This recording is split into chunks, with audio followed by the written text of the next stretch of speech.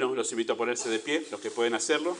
Romanos 12, 1 y 2, texto conocido si los hay. Dice así el texto: así que, hermanos, os ruego por las misericordias de Dios que presentéis vuestros cuerpos en sacrificio vivo, santo, agradable a Dios, que es vuestro culto racional. No os conforméis a este siglo, sino transformaos por medio de la renovación de vuestro entendimiento, para que comprobéis cuál sea la buena voluntad de Dios, agradable y perfecta. Muy bien, oramos. Amado Padre, nos arrodillamos en nuestro corazón ante tu palabra, y lo que deseamos, Padre, es que tú te honres a ti mismo en esta tarde.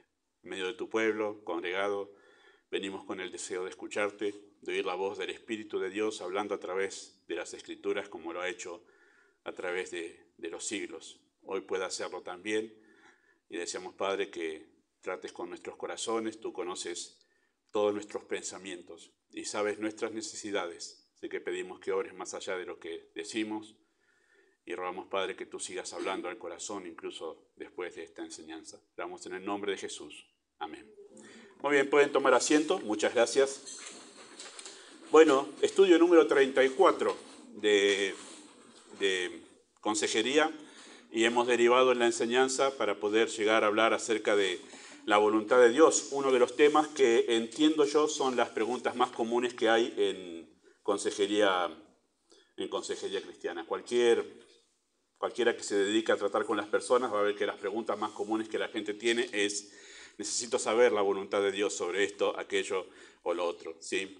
Bueno, hemos empezado esto de manera providencial, ¿sí? Me han hecho una pregunta en un momento, una semana, y el Señor empezó a traer muchos pensamientos sobre la voluntad de Dios, y entiendo que necesito compartirlos cuando el Señor empieza a hablarme sobre esto, y más que tiene que ver con la enseñanza, ¿verdad?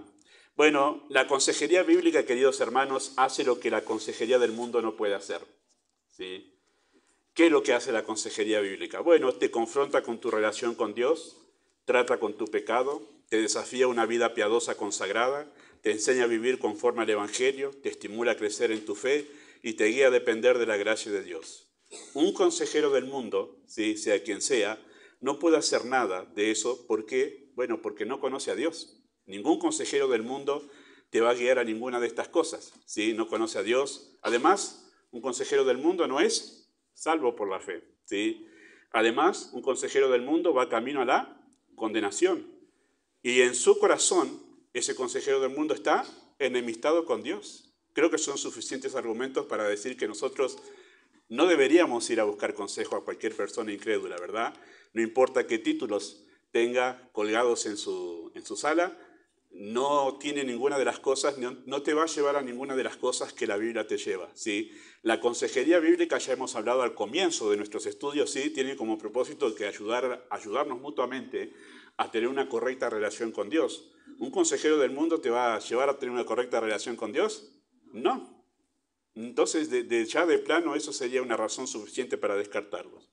Después, ¿cómo un no cristiano, reflexiones sobre esa pregunta, cómo un no cristiano podría aconsejar a un cristiano sin conocer a esa persona la verdad?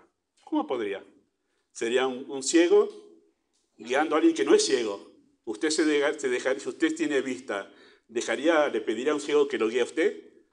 No, usted debería guiar al ciego, ¿verdad?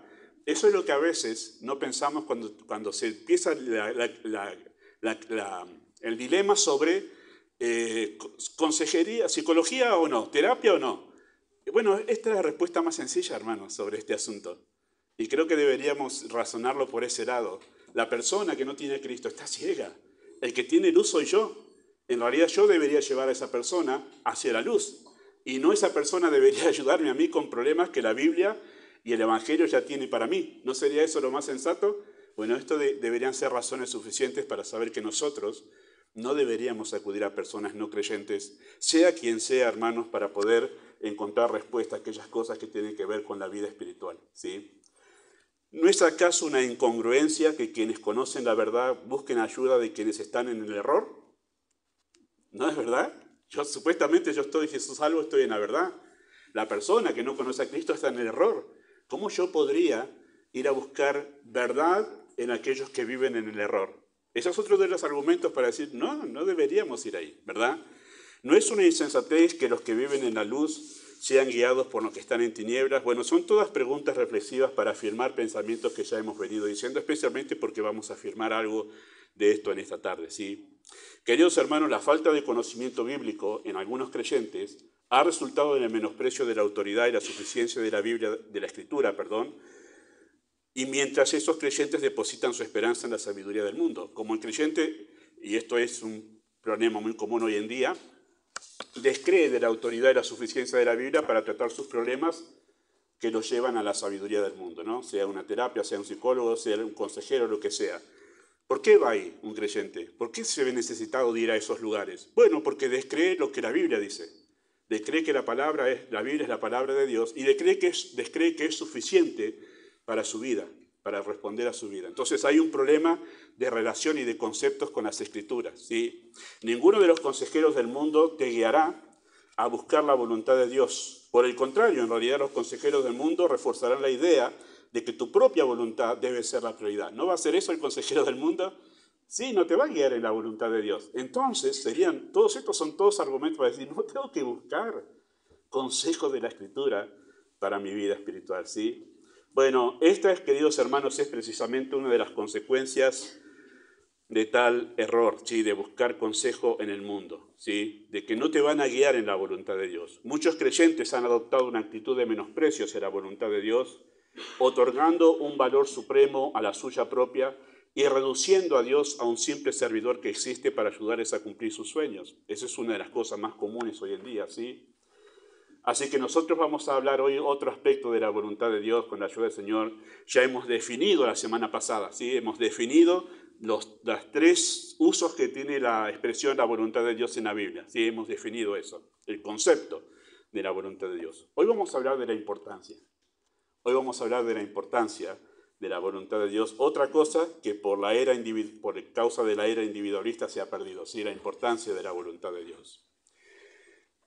La mayoría de los creyentes, y eso es una apreciación personal, puedo equivocarme en eso, ¿sí? Pero la mayoría de los creyentes solo, y esa palabra yo la tengo en mi nota subrayada, solo se preocupa por conocer la voluntad de Dios cuando tiene que tomar decisiones importantes, ¿sí? O trascendentes, o claves, ¿sí? Pero luego vive el día a día sin pensar en lo que Dios quiere. ¿No es verdad? Que nos empezamos a preocupar por la voluntad de Dios cuando viene un momento crítico en nuestra vida.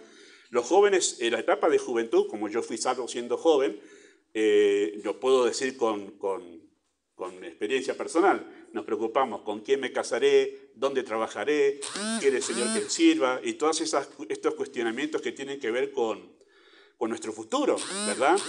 Y también me he dado cuenta que después que pasa esa etapa de la juventud, ¿sí? En los creyentes, parece como que incluso empieza a haber casi como un olvido de que existe tal cosa como la voluntad de Dios, porque ya no hay como cosas que preocuparse en cuanto a decidir. Ya está, ya estoy casado, ya tengo mi trabajo, ya no hay cosas importantes por las que me deba preocupar para decidir, ¿no? Y parece como que la voluntad de Dios queda ya guardada cuando vuelve un problema serio, una enfermedad, un problema de que perdí trabajo y ahora ¿qué hago? Bueno, hay momentos críticos. Bueno, suele pasar eso, queridos hermanos, que la mayoría de creyentes acude a la voluntad de Dios en momentos específicos.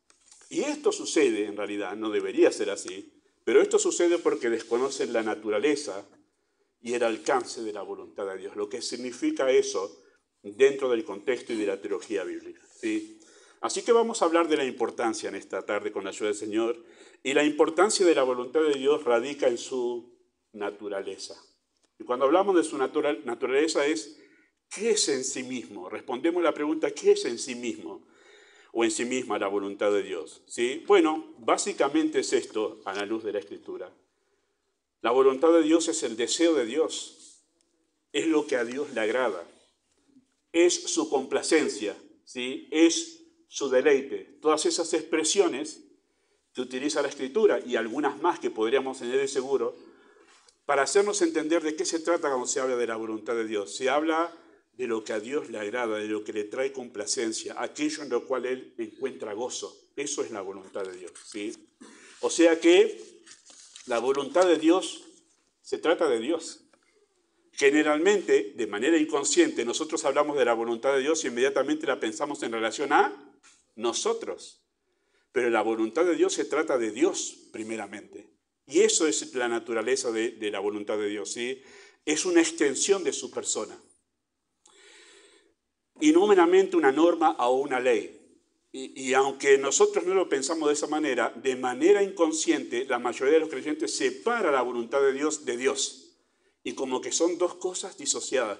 Si bien sabemos que está relacionada de alguna manera con Dios, pero como que lo separamos. Y cuando lo separamos decimos, yo tengo una relación con Dios y su voluntad es algo aparte, es otra cosa. Y digo esto porque los creyentes suelen actuar de esta manera, o solemos actuar de esta manera, disociando la voluntad de Dios mismo. Pero en realidad es una extensión de su persona la voluntad de Dios, ¿sí? No es meramente una ley o una norma para ver que las cosas funcionen bien. O sea, por ejemplo, cuando Dios estableció su norma moral en el Sinaí y declaró y reveló la ley de Moisés, no es que simplemente dijo, bueno, esta es la ley para que sepan cómo las cosas deben estar ordenadas en sus vidas. No. Él hizo una extensión, una revelación de su propia persona. Dios reveló su voluntad en ese momento y con toda la revelación de la Escritura para que sus criaturas puedan tener una relación de amor con Él. Cuando Dios reveló su voluntad, lo que nosotros tenemos escrito, ¿sí?, lo hizo para que sus criaturas puedan tener una relación de amor con Él. ¿Sí? ¿Dónde dice esto? Bueno, Primera de Juan, entre varios textos que podríamos citar, 5, 2 y 3 dice así. En esto conocemos que amamos a los hijos de Dios. Cuando amamos a Dios. ¿Sí? ¿Y cómo sabemos que amamos a Dios? Porque guardamos sus mandamientos. Y acá es donde vemos que la revelación de la voluntad de Dios, lo que hablamos la otra vez, la voluntad prescriptiva de Dios, ¿sí?, ha sido revelada para que nosotros podamos tener una relación de amor con Él. Eso es lo que dice Juan. Pues este es el amor de Dios, que guardemos. Así que el amor a Dios no es una cuestión sentimental, no. Cuando tú guardas los mandamientos de Dios, tú estás amando a Dios. Eso es lo que enseña el texto aquí. Así que cuando nosotros hablamos de la voluntad de Dios, es una extensión de Dios y Dios se ha extendido a nosotros para que a través de ella nosotros podamos tener una relación de amor con Él. Y ahí va cobrando un color diferente el tema de qué quiere Dios que yo haga. Lo que Dios quiere que yo haga, lo que Él mandó, es para que yo tenga una relación de amor con Él. Y ahí es otro tono de la voluntad de Dios. Cambia completamente. Ya no se trata de mí, sino ahora de mi relación con Dios. De eso se trata la voluntad de Dios, ¿sí? Así que esta es la diferencia, queridos hermanos, entre el religioso moralista y el creyente verdadero. Mientras uno ve en las normas morales de la Escritura una pesada carga, ¿sí?, el otro ve en eso el deseo de la persona que más ama. Porque si miramos las reglas morales como, wow, estas son reglas para que yo me pueda portar bien. Pero cuando la vemos desde la naturaleza de Dios, decimos, no, estas son las cosas que le agradan a Dios, por medio de las cuales yo puedo tener una relación de amor con Él. Esa es una mirada diferente, ¿verdad? El moralista lo ve como, esto es para portarme bien. El creyente dice, no, esto es para que yo pueda tener una relación plena de amor con mi Salvador. Hay dos cosas diferentes, completamente diferentes. ¿Qué hace la diferencia?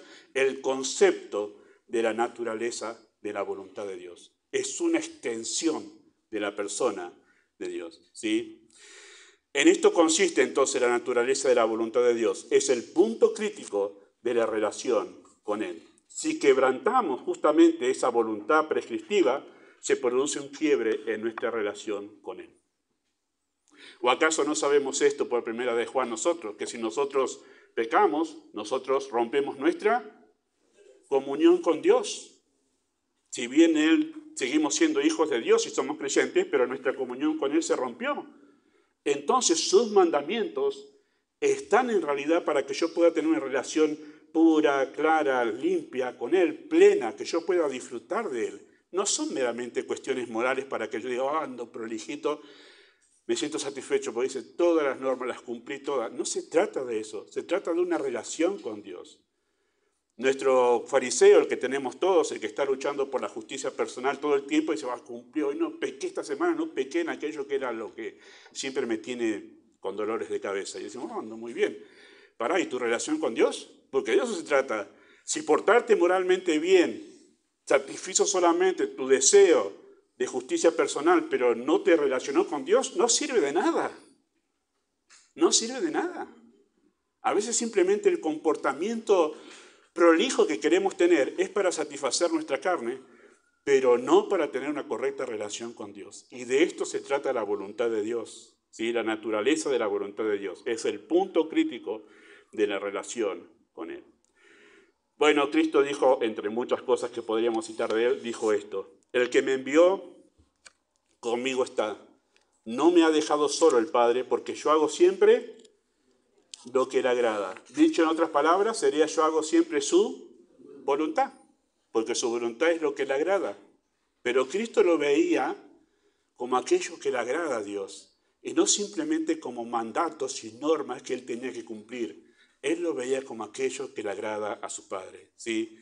Veía la voluntad del Padre como una cuestión de relación y pensaba en cómo agradar a su Padre. Y Cristo, queridos hermanos, fue movido a entregar su vida en la cruz principalmente por el amor a su Padre. Uno dice, ¿qué movió a Cristo para venir a humanarse y dar su vida en la cruz? ¿Qué fue lo que hizo? ¿Qué fue lo que movió a Cristo? Bueno, el amor por su Padre. A veces nosotros solemos decir el amor por la humanidad, el amor por los perdidos, el amor por el pecador. Bien, pero eso no fue lo primero. Lo primero que movió a Cristo fue el amor por su Padre. Y partió de allí, en realidad, la motivación para venir a la cruz. Dice Hebreos 10, 5 al 7, citando Salmo 40, el escritor dice así: por lo cual, entrando en el mundo, dice, sacrificio y ofrenda no quisiste. Está hablando Cristo con el Padre, ¿sí? No quisiste, mas me preparaste cuerpo. Dice, holocaustos y expiaciones por el pecado no te agradaron. Noten, pone el acento en lo que a Dios no le agradó. No le agradó esto. Vio Cristo al Padre con desagrado. Entonces dije, he aquí que vengo, Dios, para hacer tu voluntad, lo que te agrada. Todo esto no te agradó. Yo vengo a hacer lo que te agrada. El móvil de Cristo para venir a este mundo fue el hecho de agradar a su Padre. Satisfacer el agrado del Padre. Así que la tendencia común, queridos hermanos, para los creyentes es pensar en acertar, ¿verdad? Cuando estamos interesados en la voluntad de Dios, de la manera que lo hemos mencionado hace un momento, en situaciones críticas, ¿no? Es más que nada pensar en acertar, ¿no? En no equivocarme, no quiero equivocarme, ¿no? Vamos a pensar en el joven, que les recuerdo, yo fui creyente joven, ¿no? La chica dice, me interesa Pepito y Manolito, no me quiero equivocar, ¿no? O el muchacho, me interesa Pepita y Manuelita, y no me quiero equivocar. Y más estamos pensando en como una cuestión del azar, de quiero acertar en el punto correcto. Y uno dice, pero está bien, pastor, eso. Sí, pero lo estás mirando simplemente como una cuestión azarosa. ¿Sí? Como una cuestión azarosa. ¿Sí? No quieren equivocarse en escoger un cónyuge, comprar un auto, elegir un trabajo, resolver una enemistad, ir de vacaciones, abrir un negocio, elegir una carrera, etc. Tratamos de no quiero equivocarme. ¿Cuál es la voluntad de Dios para lo correcto? ¿Dónde está el punto correcto? Que yo acerté, Dios me guió para acertar en eso, ¿verdad? Bueno, pensamos de esa manera, ¿sí? Porque la tendencia es ver la voluntad de Dios como una cuestión del azar y a Dios como el genio que me dará la respuesta justa para no equivocarme. Mayormente funciona así la relación que los creyentes tienen con la voluntad de Dios. Pero, queridos hermanos, la voluntad de Dios es más que hacer lo correcto. Vos sabés que el Señor me dijo, pero me salvé de una, no me equivoqué. Hermanos, la voluntad de Dios es más que hacer lo correcto, ¿sí? Es buscar agradarle porque deseamos mantener una buena relación con Él. Y ahí cambia por completo nuestra relación con la voluntad de Dios. Ya no es una cosa en la que yo no quiero equivocarme, sino es una persona a quien no quiero desagradarle. Ahí cambia por completo nuestro concepto de la voluntad de Dios. No es simplemente que no quiero equivocarme, yo para después andar penando porque elegí lo incorrecto. sino porque yo quiero hacer lo que le agrada a mi Señor. Y ahí cambia por completo. ¿Sí? Cuando nuestra intención, queridos hermanos, es agradar a Dios, su voluntad se convierte en una cuestión de cada día que afecta a nuestro estilo de vida. Cuando tú cambias este concepto en tu vida, ¿sí?, ya es agradarle a Él y no simplemente no equivocarme en ciertas cosas, ya la voluntad de Dios pasa a ser algo más que algo extraordinario, sino algo de todos los días. ¿Por qué? Porque tú tienes una relación con Dios todos los días, ¿verdad? 24 horas del día, 7 días a la semana, 366 días al año, toda la vida, todo el tiempo estás en relación con Dios. El salmista dice, aún en la noche me enseña mi conciencia. Aún en la noche, aún cuando duermo, Dios está hablando a mi conciencia. La relación con Dios es constante. A cada momento estamos en relación con Él. Nosotros no somos conscientes, pero Dios sí, porque Dios está todo el tiempo pendiente de nosotros, Él es celoso por los suyos y nos habla de maneras asombrosas, ¿verdad? Bueno, cuando tu intención entonces es agradar a Dios y no meramente no errar, no equivocarte en elegir cosas, su voluntad se convierte en una cuestión de cada día que afecta nuestro estilo de vida. Ahora yo vivo cada día y cada instante para que en este día, al levantarme, Señor, yo quiero hacer lo que a ti te agrada hoy. No hay nada trascendente para decidir. No tengo que elegir un novio o una novia en esta mañana. No tengo que pensar en un trabajo porque ya lo tengo. No hay un asunto crítico que yo tenga que decidir, pero en las cosas simples de este día, yo quiero agradarte. Eso es la voluntad de Dios. Es un estilo de vida que me lleva a decidir cada día, cada instante, por cada cosa, Señor, lo que haga. No sé lo que va a pasar este día, pero lo que haga, que yo te agrade a ti. Eso es vivir en la voluntad de Dios. Y no es algo extraordinario, sino es algo de todos los días, ¿sí? Esa es la idea, queridos hermanos, en Romanos 12, 1 y 2, porque ahí se habla de poder reconocer la voluntad de Dios para hacer las cosas que son agradables delante de Él. Esa expresión agradable y perfecta no se refiere a la voluntad como agradable y perfecta, sino que yo al entender la voluntad de Dios puedo hacer todas las cosas que son agradables a Él. Esa es la idea de esa expresión allí, ¿sí? El entendimiento de la voluntad de Dios, queridos hermanos, es el resultado de una vida de devoción. Notaron eso en el texto una vez más, así que hermanos, os ruego por las misericordias de Dios que presentéis vuestros cuerpos en sacrificio vivo, santo, agradable a Dios, que es vuestro culto racional. Y una vez que pasó eso, dice, no os conforméis a este siglo, sino transformaos por medio de la renovación de vuestro entendimiento para que comprobéis cuál sea la buena voluntad de Dios agradable y perfecta. En realidad el verso 2 es la explicación práctica del verso 1. Esa es la realidad, ¿sí? Lo otro parece muy poético. Uno dice, ¿cómo hago para sacrificarme como una ofrenda viva para Dios, ¿no? Que es mi culto racional. Bueno, el verso 2 lo explica. Que mi entendimiento se vaya consagrando, nutriendo de la verdad de Dios y desechando todo aquello que tiene que ver con el concepto y los pensamientos del mundo. Y entonces mi vida ahora está enfocada en poder vivir cada día, cada instante, comprobando lo que es agradable para Él. Eso es lo que enseña el texto. ¿Qué significa vivir en realidad como un sacrificio vivo cada día para Él? Bueno, sencillamente que estoy comprobando a cada momento lo que es agradable delante de Él y elijo eso. Y elijo eso. Eso es lo que enseña el texto.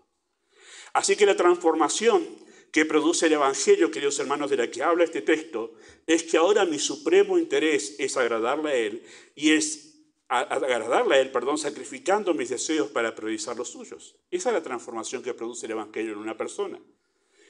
Ahora yo tengo eso como mi suprema meta en la vida, agradarle a Él, ¿sí? Este versículo, queridos hermanos, no es un llamado a la obra misionera. Lo he escuchado en mi juventud porque estaba en el Instituto Bíblico desde muy joven en mi vida de fe, y cada vez que había una reunión de mensajes misioneros y todo eso, este pasaje estaba como moneda corriente, ¿verdad? Y al ser tan usado como moneda corriente en ese tipo de reuniones, se hizo pensar de manera inconsciente que este texto está citado para aquellos que se van a dedicar a la obra misionera, a ser pastores. Ellos deben ofrecerse como un sacrificio vivo a Dios. Pero este texto está escrito para una iglesia. No está citado en una reunión de de misioneros o de aquellos que quieren ser pastores. Este texto está en el contexto de una iglesia a la que el apóstol Pablo exhorta a que ellos todos en una iglesia se ofrezcan a Dios como un sacrificio vivo, santo y agradable, que es el culto lógico. Lo más lógico que puede hacer un creyente es ofrecerse a Dios como un sacrificio vivo. Esa es la idea del culto racional, ¿sí? Así que este texto no es un llamado a la obra misionera, es un llamado a vivir en la voluntad de Dios día a día en los asuntos cotidianos. Eso es este texto. Es un llamado a que el creyente viva día en día en la voluntad de Dios. Y para hacer eso, lo que tiene que hacer, eso implica obviamente ser un sacrificio, sacrificarse en sus gustos personales, en sus deseos personales, para priorizar el deseo de Dios.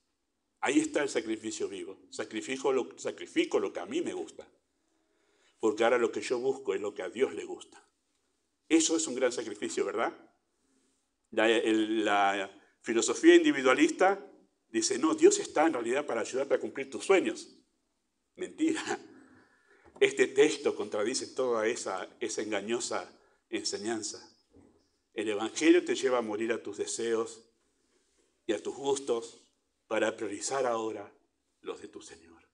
Eso es un sacrificio vivo, santo.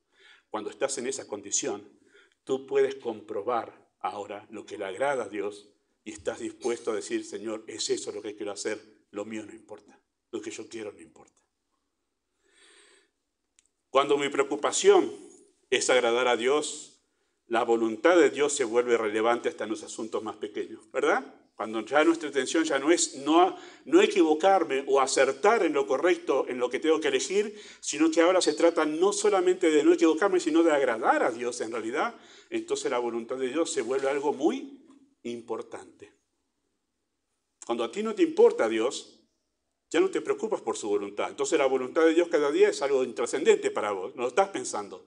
Pero cuando Dios es importante, la voluntad de Dios se vuelve importante. ¿Sí? Quizá debemos comenzar a cambiar nuestra manera de resolver los asuntos cotidianos, hermanos. Y en lugar de preguntarnos si algo está mal, bien o mal, deberíamos empezar a preguntarnos, ¿le agrada a Dios lo que voy a hacer? Qué diferente suena la pregunta, ¿verdad? Porque nosotros decimos, ¿está bien o está mal lo que voy a hacer, hermanos? Yo te cambio la pregunta. Pregúntame mejor si le agrada a Dios lo que vas a hacer. Si Dios está de acuerdo, si es del agrado de Dios lo que estás por decidir. Y eso cambia completamente la decisión que vas a tomar. Porque cuando lo miramos como correcto, incorrecto, decimos, pero... Y ahí podemos nosotros variar en la respuesta, para fulano es correcto. Acá no se trata de ninguna cosa ambigua. Acá es si le agrada a Dios o no le agrada a Dios lo que vas a hacer. Interesante eso, ¿sí? Es necesario replantear nuestra forma de enfrentar las decisiones diarias, hermanos. La pregunta no debería ser si algo me conviene o no me conviene. Porque para el cristiano la conveniencia personal no es una cuestión personal, central, sino lo que a Dios le agrada. A veces decimos, no, pero esto me conviene. No importa lo que a vos te conviene. Lo que acá es realmente trascendente y de principal atención es lo que agrada a Dios, no lo que a ti te conviene. No lo que a mí me conviene. Ahora decimos, no, pero me conviene. ¿Le agrada a Dios? Porque te pueden convenir un montón de cosas que a Dios no le agradan. Entonces, hay muchas cosas que cambian cuando nosotros miramos la voluntad de Dios, ligada íntimamente a la persona de Dios. Pero cuando tú la desligas de Dios, será una cuestión como meramente burocrática. Vamos a abrir el libro de las normas de Dios, a ver dónde dice acá que yo no puedo hacer tal cosa. Es burocrático eso. Pero cuando a ti te preocupa Dios como persona, eso cambia. Cerramos el libro de la burocracia y abrimos el libro en el que este ser que me amó completamente y se entregó por mí, me dice que le agrada y que no le agrada. Y eso cambia completamente mis decisiones, ¿verdad? Sé muy bien que esto suena muy chocante para la cultura individualista a la que se le enseñó a hacer de sus sueños la meta suprema. Yo lo sé muy bien. No, tanto como morir a mis gustos, pero algo me... Es chocante para esta generación individualista. Pero hay una razón suprema, queridos hermanos, para poner la voluntad de Dios por encima de la nuestra. Pablo dice al comienzo del versículo 12, así que hermanos os ruego por las misericordias de Dios. Y cuando Pablo habla de las misericordias de Dios para hacer lo otro, morir a mis deseos para priorizar el deseo de Dios, lo que Pablo está citando es todo lo que dijo antes en Romanos, que habla de toda la obra de salvación, de una manera como no la habló en ninguna otra carta, ¿verdad?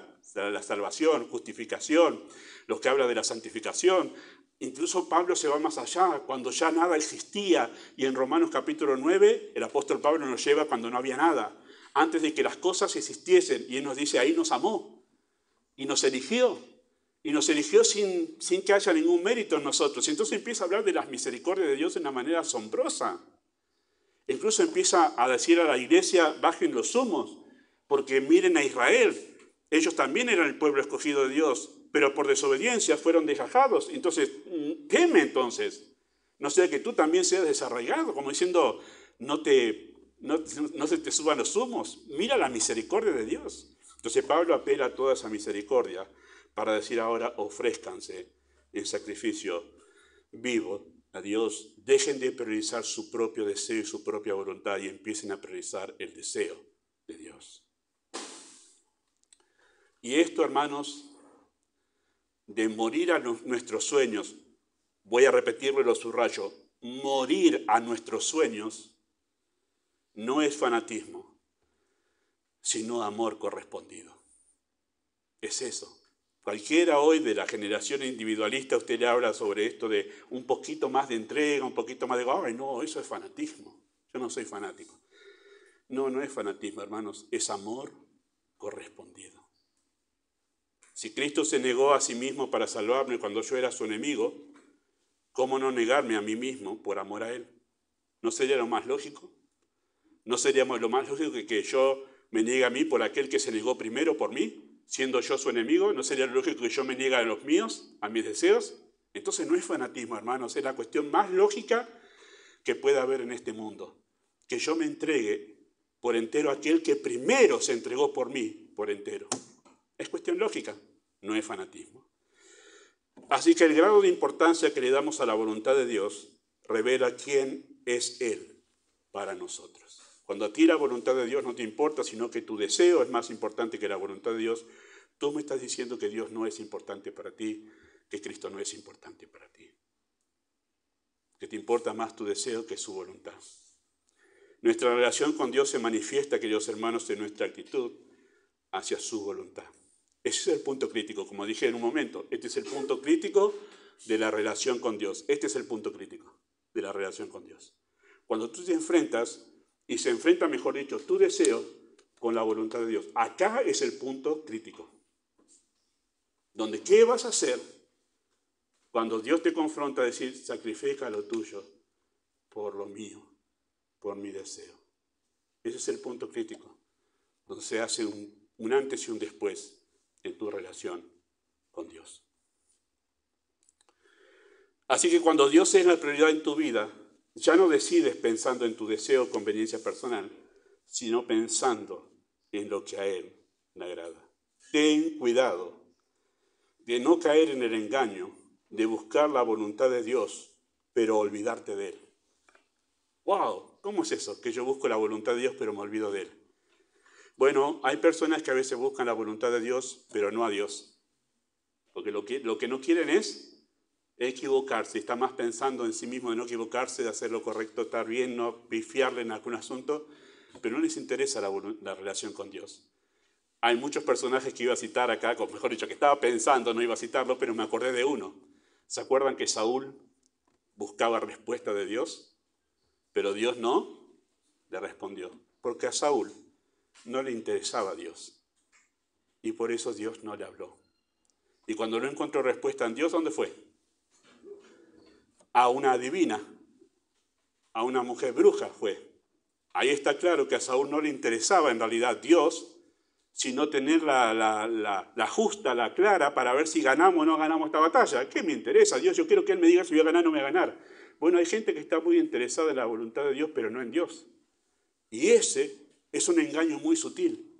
Porque hay muchos jóvenes, especialmente lo digo porque lo viví esa etapa, porque es el momento del furor de la voluntad de Dios, por lo menos era en mi época, más por la voluntad en sí que por Dios, por la relación con Él, de hacer lo que le agrada a Él. Y eso es un engaño muy sutil, ¿sí? Por eso, queridos hermanos, acentúo que la importancia de la voluntad de Dios está en que se trata de Dios y no simplemente de hacer lo correcto, de una relación con Él. Me gusta este mensaje iba a ser, ya tengo dos, tengo uno que lo tengo pensado para otro momento, porque todos los pensamientos que vinieron para este mensaje son asombrosos para mí.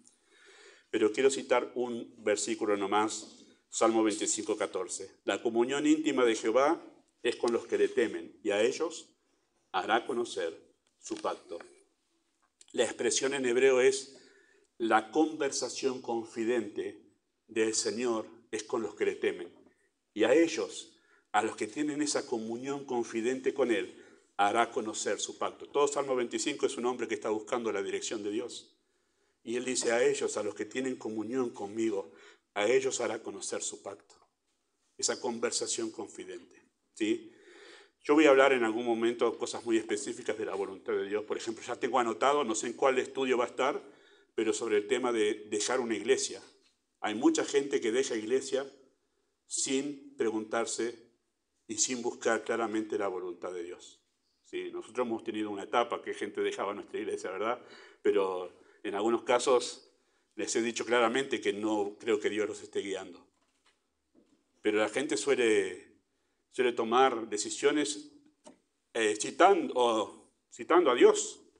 He orado a Dios, pero no han orado, no conocen la Biblia, no han estudiado, no tienen comunión con Dios, es lo que quiero decir, hermanos. ¿Y cómo pueden decirme que Dios los guió si no tienen comunión con Él? Porque la comunión íntima de Jehová, conversación confidente con los que le temen, a ellos hará conocer su pacto. Dudo mucho que Dios guíe a alguien que no ora y que no lee su Biblia.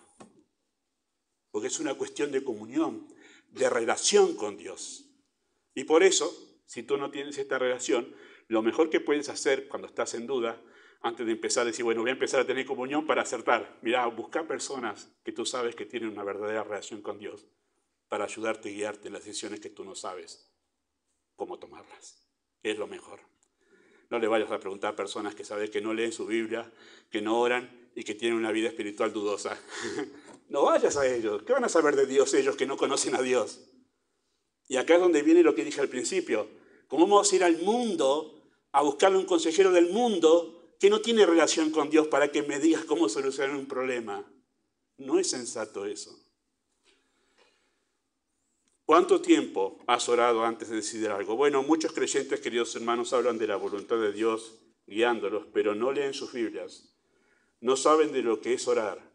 ¿Cómo puede Dios guiar a alguien que no lo conoce, que no conoce a Dios? Bueno, acá está la importancia de la voluntad de Dios. No en que te equivoques o aciertes en algo, sino en que tú tengas una relación profunda y plena con Dios.